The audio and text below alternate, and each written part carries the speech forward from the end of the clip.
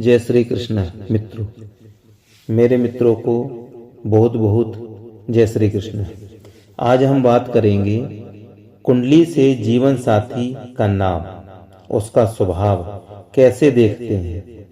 तो सबसे पहले तो हम ये विचार करते हैं कि कुंडली में जो सप्तम भाव होता है वह पति और पत्नी का होता है। यदि हम किसी लड़की की कुंडली देखते हैं तो सप्तम भाव में हमको ये देखना है कि गुरु कहाँ है।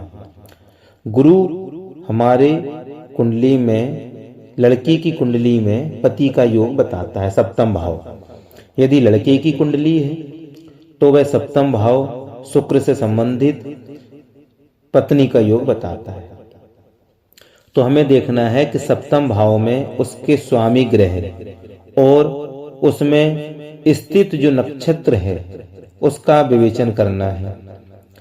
फिर हमें ये देखना है कि जिसके नमांश कुंडली बहुत आवश्यक होती है, D9 चार्ट भी महत्वपूर्ण होता है इसको देखने के लिए, जिससे जीवन साथी के नाम के पहले अक्षर और स्वभाव के बारे में जानकारी मिलती है। तो कुंडली विश्लेषण में सप्तम भाव जो होता है यह भाव जीवन साथी, विवाह और साझेदारी का मुख्य घर है। भाव का स्वामी, सप्तम भाव का स्वामी सप्तमेश की स्थिति बताती है कि जीवन साथी कैसा होगा। मजबूत सप्तमेश शुभ फल देता है, जबकि पाप ग्रहों से पीड़ित होने पर हमारा वैवाहिक जीवन में परेशानियां आती रहती हैं। अब सप्तम भाव में नक्षत्र इस भाव का संकेत देता है, जैसे नक्षत्र अश्विनी, भरणी, ऐसे नक्षत्र कोई भी नक्षत्र हो सकता है और उसके स्वामी के आधार पर जीवन साथी के नाम का पहला अक्षर से पता लग जाता है कि हमारे सप्तम भाव में हमारे पति का क्या नाम होगा अथवा हमारी पत्नी का पहला अक्षर क्या होगा। अब ग्रहों की स्थिति क्या बताती है सप्तम भाव में। पुरुषों के लिए यदि हम लड़के की कुंडली देखते हैं तो उसमें शुक्र देखना पड़ता है, वीनस जीवन साथी का कारक ग्रह है ये, और शुक्र बहुत शुभ है और सुंदर और प्रेम पूर्ण जीवन साथी का संकेत देता है। जबकि शुक्र यदि अच्छा बैठा हुआ है पुरुष की कुंडली में तो पत्नी सुंदर मिलती है और निभाने वाली होती है। जबकि यदि शुक्र पीड़ित हो जाए तो रिश्तों में समस्या देती है, रिश्तों में परेशानियां नहीं आती हैं।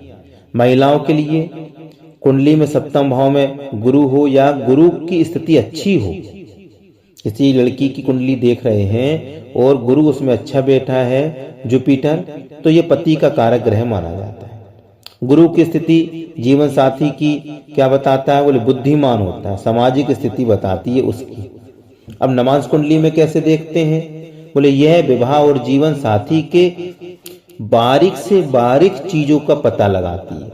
नमांश कुंडली जन्म कुंडली के साथ में नमांश कुंडली का मिलान करना बहुत ही आवश्यक है, जिसमें सप्तम भाव और उनके स्वामी की स्थिति भी देखी जाती है।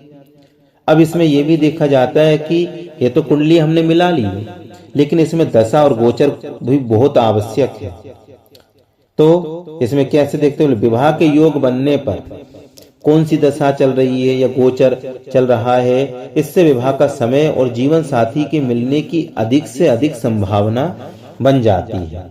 जैसे कि हम समझते हैं यदि सप्तम भाव में कोई विशेष अंक है या नंबर, जैसे 9 है, 10 है, 11 है, 12 है, तो उसके अनुसार जीवन साथी के नाम के पहला अक्षर जैसे B है या J है, K है, G है, S है, D है, F है, T है, ऐसे बहुत आदि नाम लगाया जा सकता है।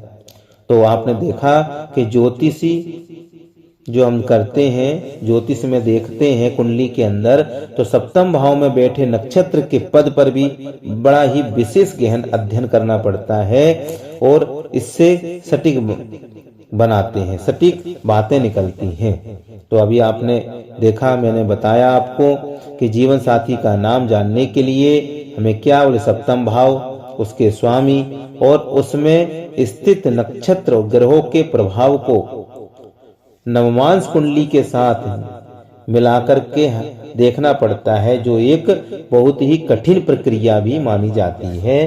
तो मित्रों, ये वीडियो अच्छा लगा होगा, अधिक से अधिक लाइक करें, शेयर करें। जय श्री कृष्णा।